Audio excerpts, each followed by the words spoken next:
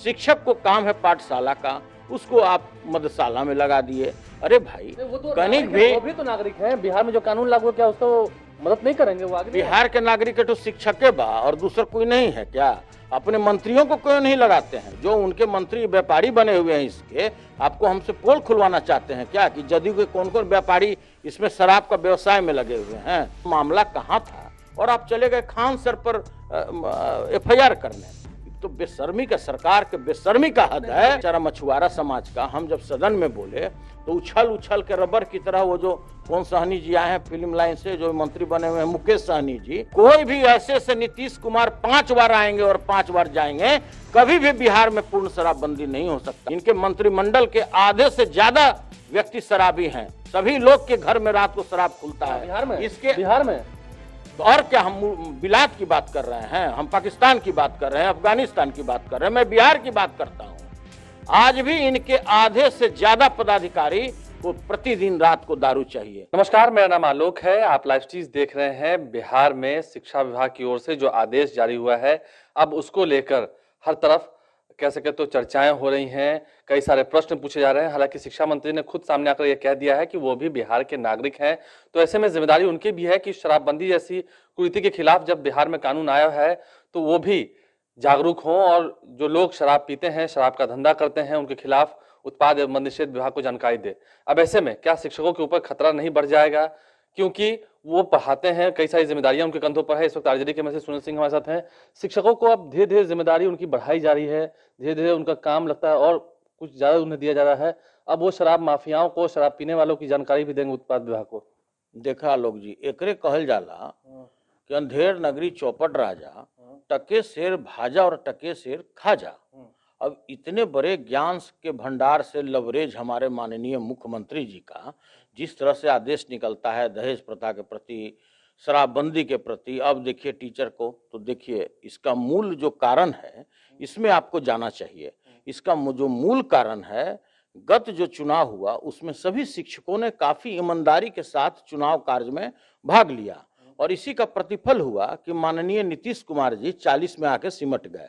किसी तरह जोड़ तोड़ जिसके लिए वो जाने जाते हैं, पिछले चोर दरवाजा से कैसे मुख्यमंत्री बने उसके ऊपर हम नहीं जाएंगे। तो देखिए कहीं ना कहीं यह बदला चाहते हैं। सभी लोग जानते हैं कितने प्रतिशोधी व्यक्ति हैं, उनके प्रतिशोध का तो प्रकाष्ठा है। सभी लोग जानते हैं कि जिससे एक बार नीतीश जी अगर उनको अपने आंख में गरा लिए तो बिना उसको धूल दूसरित किए हुए नहीं छोड़ते हैं। उसके सबसे बड़े उदाहरण हम भी हैं। उसके सबसे बड़े उदाहरण तो और भी हाल में आपने देखा होगा चिराग पासवान जी को, कि चिराग पासवान जी के पिताजी का देहांत हो गया, तो भाई देहांत के दिन के साथ होते हुए ही किस तरह से उन्होंने उनका बदला लिया, उनके पार्टी को उन्होंने तार तार कर दिया। क्या नहीं किया, सारा नतीजा कर दिया उन्होंने। तो यही ना कारण था कि वो बेचारा अपना इंडिपेंडेंट चुनाव लड़ा, जिसके कारण ये 40 पर सिमट करके आ गए और धीरे धीरे नीचे जाएंगे। जिस तरह से इनकी लोकप्रियता चारों ओर बढ़ रही होगी, जिसमें हर एक मीटिंग में मात्र जीविका दीदी, जो इनके दीदी हैं, दीदी वो आके बैठते हैं। तो देखिए टीचर जहां पर अपनी भूमिका ईमानदारी के साथ निभाया, उसको उसका गलफर फाड़ने के लिए, उसका थुथना नोचवाने के लिए यह काम उसको सौंप दिए। अब भला बताइए कि जब ये शराब के अवैध व्यापारी लोग दरोगा को खदेड़ कर गोली मार दे रहा है, सीतामढ़ी का आप घटना भूल गए। सीतामढ़ी में इसका बात हमने सदन में भी उठाया था कि भाई जिस पुलिस डिपार्टमेंट में लोगों की बहाली होती है, चोरी, पॉकेटमारी, डकैती, जो गृहभेदन होता है, जो सिंधमारी होता है, ये सब रोकने के लिए हुआ था। और सारे पुलिस को आपने, जो बिहार के 85,000 पुलिस है, एक तो स्ट्रेंथ से कम पुलिस है, स्ट्रेंथ होना चाहिए 1,30,000 होना चाहिए पुलिस का स्ट्रेंथ, वो घटा करके भी मात्र 85,000 पर है। आप बहालियां कर नहीं रहे हैं, और बहालियां भी अगर कर रहे हैं तो 38 जिला जो है बिहार का, उसमें जो महान जिला है वहां के आप 75% लोगों को बहाली करते हैं सिपाही में। जितना भी आपको रोड में लिल्ली पुट टाइप का सिपाही दिखे तो बिना पूछे समझ जाइएगा कि वो नालंदा जिला का है। तो देखिए उस समय में नहीं जा रहे हैं। आप शिक्षक का बात पूछे हैं, तो शिक्षक का गलफर तोड़वाने के लिए, चूंकि उनको पिछले गत चुनाव में जो ये चाहते थे कि मेरे अवैध कार्यों में वो लिप्त हो, उसने निष्पक्ष के साथ कार्य किया। मूल कारण यही है कि इस तरह का इन्होंने आदेश निकलवाया है। और सुनिए, इसके पहले आप भूल रहे हैं ODF, जो शौच मुक्त गांव और शौच मुक्त भारत बनाना चाहते थे, उसमें क्या हुआ?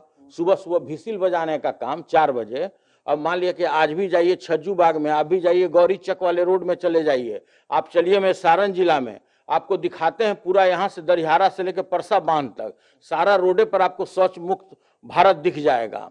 क्या किए नहीं किए, पेपर में कितना शौचालय बना है, उस भ्रष्टाचार में तो हम जाएंगे नहीं जहां बिहार के इनके 90% पदाधिकारी लिप्त हैं। बगैर कहीं कुछ दिए हुए कोई काम नहीं होता है। आज बिहार के किसान बदहाल हैं, मर रहे हैं, उनका धान लेने वाला कोई नहीं है 1200 में। वो बेचारे को 900 रुपया ब्लैक देकर डीएपी खरीदना पड़ता है। 1200 का डीएपी बेचारा 1900 में लिया। जो 266 रुपया 50 पैसे का जो यूरिया है उसको 450 में भी नहीं मिल रहा है। उसके तरफ आपका ध्यान नहीं है, तो आपका ध्यान चला गया है बालू और दारू की ओर। आप पूरे बिहार को झोंके हुए इस काम में। शिक्षक को काम है पाठशाला का, उसको आप मदरसाला में लगा दिए। अरे भाई वो तो कनिक भी, वो भी तो नागरिक हैं। बिहार में जो कानून लागू है क्या उसका वो मदद नहीं करेंगे? वो आगे बिहार के नागरिक है तो शिक्षक के बा और दूसरा कोई नहीं है क्या? अपने मंत्रियों को क्यों नहीं लगाते हैं? जो उनके मंत्री व्यापारी बने हुए हैं इसके, आपको हमसे पोल खुलवाना चाहते हैं क्या कि जदयू के कौन कौन व्यापारी इसमें शराब का व्यवसाय में लगे हुए हैं?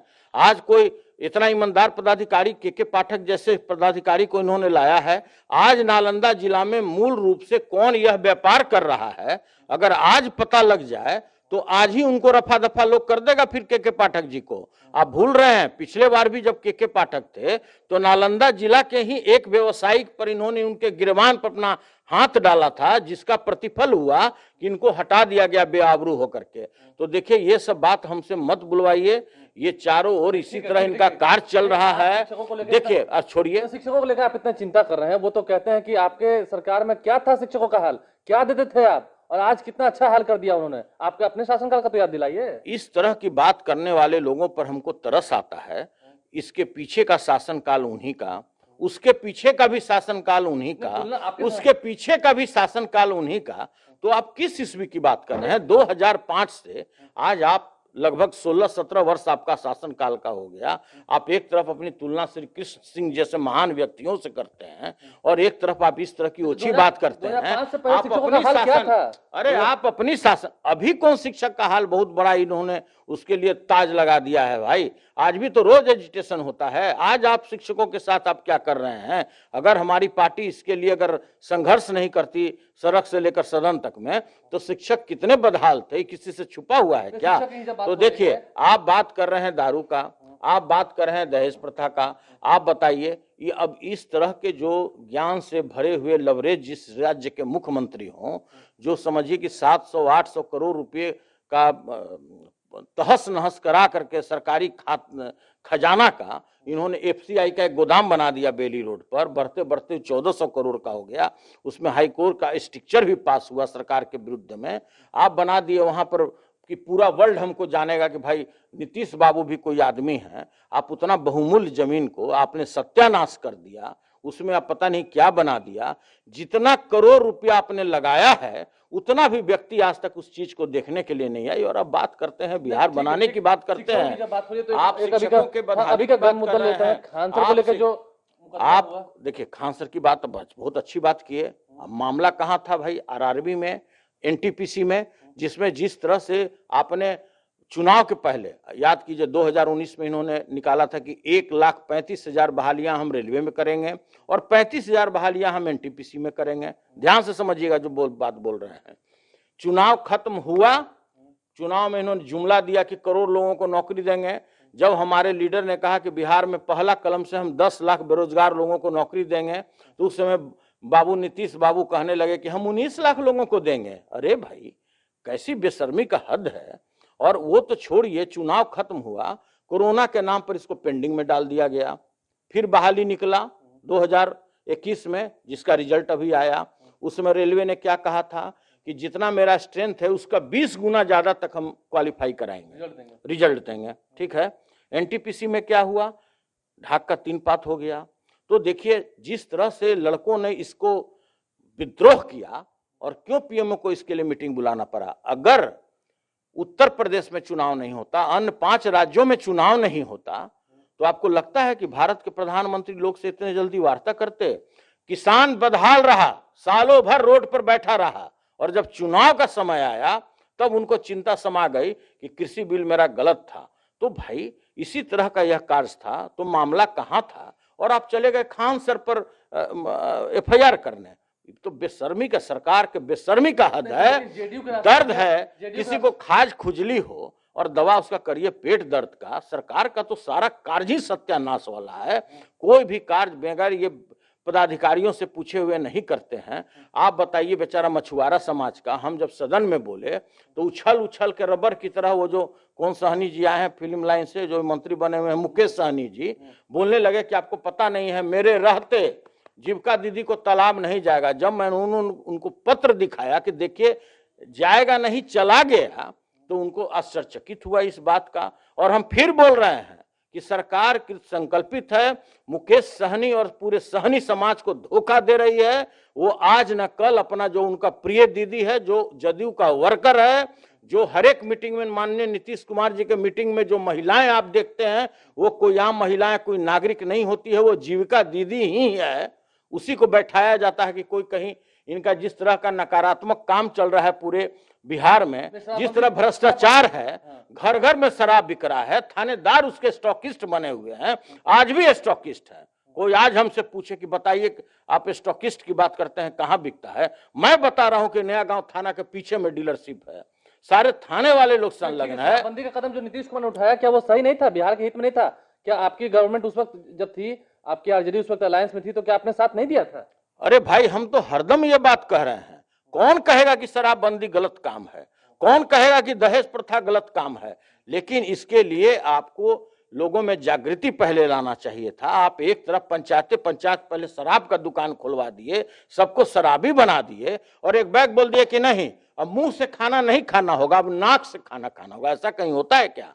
आपके बगल जितना भी सीमावर्ती जिला है, चाहे उत्तर प्रदेश हो, बंगाल हो, झारखंड हो, कहीं भी शराबबंदी है। जब तक वहां शराबबंदी नहीं होगा, कोई भी ऐसे से नीतीश कुमार 5 बार आएंगे और 5 बार जाएंगे, कभी भी बिहार में पूर्ण शराबबंदी नहीं हो सकता है। आप किसी भी नागरिक को, जिसको यह आदत है, आप समझिए आलोक जी, कि जो व्यक्ति जिस दिन नशाबंदी के पूर्व शराब पीता होगा, कोई आज अपने छाती पर हाथ रखकर बता दे कि आज वो शराब नहीं पीता है।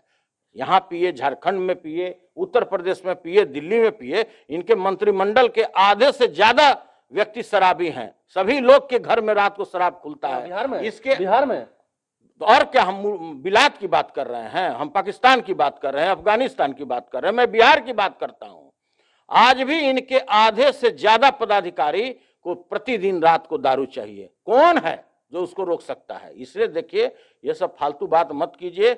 ये शिक्षकों से बदला लेना है इनको गत चुनाव का, इसलिए इस तरह से कार्य किया गया है कि जो अवैध व्यापार, जो शराब के व्यापारी हैं, जो 20,000 करोड़ रुपए से ऊपर का पैरेलल इकोनॉमी खड़ा कर लिया हर प्रत्येक वर्ष में, और उसको टीचर को औकात है? जो दरोगा को मूसली का मार मारता है, जो शराब का व्यवसायी दरोगा को खदेड़ खदेड़ कर मारता है, शिक्षक कौन गली में है? मार के उसका भूमनूस फाड़ देगा। कोई शिक्षक तो रोक कर दिखा दे किसी शराबी को कि तुम शराब मत पियो। तो देखिए, इस तरह का कानून है। हमने फिर कहा कि इनका जितना भी काम होता है, इसी तरह का कार्य होता है। आलोक जी, देखिए, कुल मिलाकर जब जितना मांझी ही कहते रहे हैं एनडीए में शामिल होने के बाद भी कि बिहार में शराबबंदी कानून विफल है, बड़े बड़े आईएएस आईपीएस और जजेस तक इसका सेवन करते हैं, तो ऐसे में अब आरजेडी ने भी इस मुद्दे को लपक लिया। और जब बात शिक्षकों की आई है, तो साफ साफ सुनील सिंह का कहना है, आरजेडी के एमएलसी हैं, कि आने वाले समय में ऐसे कौन से शिक्षक हैं जो लोहा लेंगे शराब माफियाओं से, ताकि उनकी जान को खतरा हो। जब बड़े बड़े पुलिस दरोगा को ये छोड़ नहीं रहे हैं, तो फिर इनका क्या हश्र होगा? और कहीं ना कहीं इशारों में आरजेडी ने ये पलटवार भी कर दिया है कि मुख्यमंत्री नीतीश कुमार की सरकार जो है वो बदला लेने को उतारू है शिक्षकों से, क्योंकि चुनाव के वक्त उन्होंने उनका साथ नहीं दिया था। बहरहाल विपक्ष और सत्ता पक्ष के इस तू मैं के बीच में शिक्षकों का हाल क्या हो रहा होगा, ये आप खूब समझते हैं। हमारे चैनल को सब्सक्राइब कर लें, साथ साथ फेसबुक पेज भी लाइक करें। धन्यवाद।